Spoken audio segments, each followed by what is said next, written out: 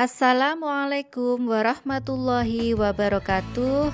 Berjumpa kembali dengan Ustazah Khoir pada pembelajaran daring kelas 4. Tema 1, indahnya kebersamaan, muatan IPS. Oke. Sebelum kita mulai, marilah kita baca basmalah dahulu. Bismillahirrahmanirrahim. Kesempatan pagi ini materi yang akan kita bahas ada 2 hal besar, yaitu pertama tentang toleransi, yang kedua adalah peringatan Hari Besar Agama. Nah, sekarang silakan disiapkan alat tulisnya, catatannya, agar apa yang disampaikan Ustazah nanti dapat diulang kembali dan dipelajari dengan baik. Pertama yang harus kita pahami terlebih dahulu adalah pengertian dari toleransi. Nah, toleransi ini adalah sikap saling menghormati satu sama lain, terutama dalam menyikapi perbedaan. Perbedaan yang dimaksud di sini adalah mulai perbedaan suku, budaya, agama, sampai kondisi fisik. Indonesia merupakan rumah dari segala perbedaan. Makanya pada lambang negara Indonesia terdapat kata atau kalimat Bhinneka Tunggal Ika yang artinya berbeda-beda tetapi tetap satu jua. Nah, perbedaan itulah yang seharusnya menjadi modal dasar bangsa Indonesia untuk melakukan pembangunan. Nah, toleransi sendiri memiliki beberapa macam tujuan. Yang pertama, tujuan dari toleransi adalah menjaga keharmonisan masyarakat. Yang kedua, mencegah perpecahan, jangan sampai di tengah masyarakat timbul pertikaian. Kemudian yang ketiga, saling melengkapi kekurangan.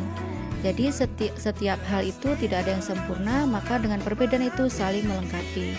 Yang keempat, meningkatkan perdamaian yang ada dalam masyarakat.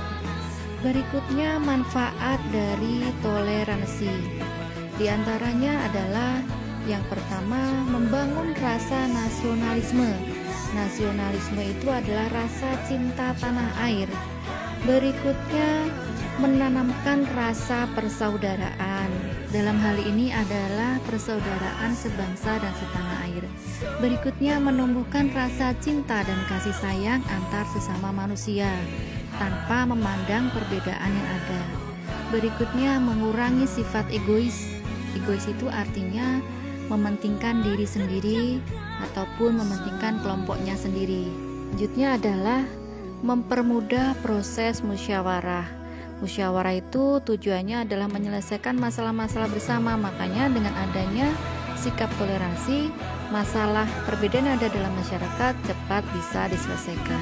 Sikap toleransi dalam kehidupan sehari-hari itu banyak contohnya. Nah, saya akan memberikan beberapa contoh. Yang pertama, di lingkungan sekolah.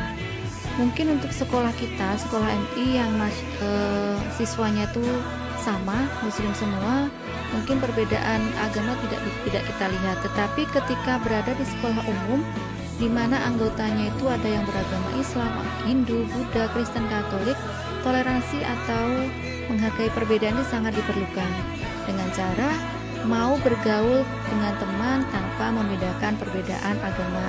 Contoh yang kedua adalah dalam lingkungan masyarakat itu di masyarakat Bali. Jadi di masyarakat Bali yang sebagian masyarakatnya beragama Hindu, tapi sangat menjunjung toleransi dengan cara ketika perayaan Idul Fitri, maka umat Hindu juga membantu mengamankan ibadah umat Islam ketika merayakan hari raya. Dalam kehidupan berbangsa dan bernegara itu toleransi bisa kita lihat dari maunya berkomunikasi antar umat beragama yang berbeda untuk menyelesaikan permasalahan-permasalahan bangsa. Nah, itu diperlukan kerjasama dan toleransi untuk membangun bangsa agar menjadi lebih baik. Selanjutnya kita pada materi berikutnya, yaitu peringatan Hari Besar Agama. Nah, kita pahami dengan cara memperhatikan cerita berikut. Mari kita baca bersama. Belajar dari cerita. Pak Burhan selalu memulai kegiatan di kelas dengan berbagai cerita. Bukan Pak Burhan yang bercerita, tetapi anak-anak di kelas yang bergantian bercerita. Berbagi cerita selalu dinantikan oleh anak-anak. Semua ingin memperoleh kesempatan bercerita. Pagi ini Pak Burhan mengajak anak-anak berbagi cerita seputar hari raya. Sehari sebelum hari raya, yaitu di tanggal 24 Desember, aku dan keluarga berkumpul di rumah Opa, ujar Edo. Di hari itu, Oma pasti masak makanan spesial yang jarang dimasak di hari lain. Papeda juga menjadi makanan spesial yang terhidang di malam Natal. Kami keluarga berkumpul hingga larut malam dan mengakhiri malam dengan berdoa. Nah, kalau di hari Natal pada tanggal 25 Desember kami sekeluarga pergi beribadah Natal di gereja.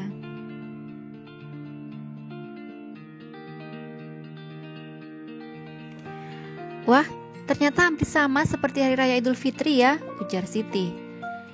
Kami pun di hari Idul Fitri selalu berkumpul dan saling memohon maaf dengan kerabat dan saudara setelah ibadah di masjid, tambahnya.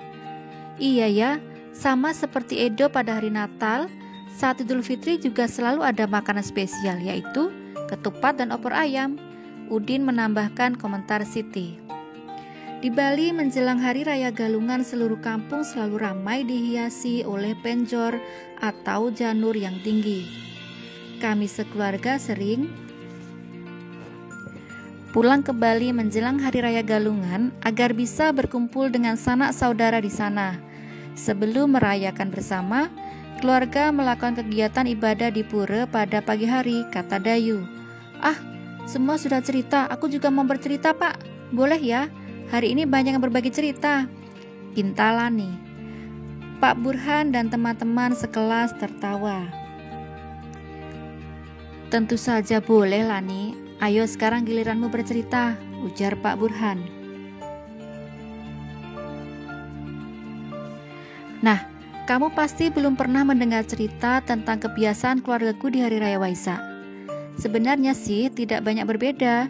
Ibu dan nenekku biasanya juga membuat masakan spesial menjelang Hari Raya Waisak. Saat ini nenekku yang paling tua, jadi semua keluarga akan datang ke rumahku untuk berkumpul pada Hari Waisak. Selain menyediakan makanan untuk keluarga, pada hari tersebut biasanya kami pun berbuat kebaikan bagi orang lain yang membutuhkan. Vihara rumah ibadah kami pun dipenuhi cahaya lilin dari umat yang hadir untuk menjalankan ritual ibadah di sana. Lani mengakhiri ceritanya. Berbagi cerita memang selalu menyenangkan. Kita bisa belajar dari banyak cerita, juga belajar dari teman yang berbeda, ujar Pak Burhan menutup kegiatan pagi ini. Setelah kita membaca bacaan tersebut, kita tahu bahwa di Indonesia itu terdapat berbagai macam agama dengan ciri khasnya masing-masing, dan juga masing-masing dapat hidup berdampingan secara damai di Indonesia. Berikutnya Ustazah akan memberikan tugas pada kalian, yaitu menjawab pertanyaan di buku paket Erlangga halaman 44 nomor 1 sampai 5. Ditulis jawabnya saja di buku tulis. Nanti ketika pembelajaran tatap muka, Ustazah akan memeriksanya dan memberikan nilai untuk kalian. Dikerjakan, jangan sampai ditunda ya. Demikianlah pembelajaran dari Ustazah, materi dari awal sampai akhir. Jika ada hal-hal yang perlu ditanyakan, silakan menghubungi Ustazah di nomor WA-nya Ustazah. Cukup sekian.